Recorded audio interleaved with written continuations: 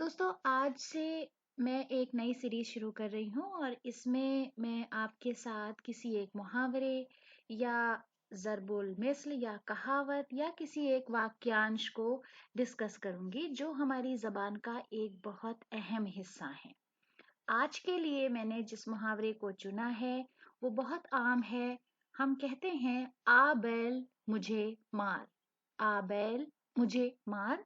और इसका मतलब होता है कि जब बिला वजह की मुसीबत कोई मोल लेता है या किसी मुसीबत में खुद को फंसा लेता है, यानी जानबूझकर किसी मुसीबत में पड़ जाना।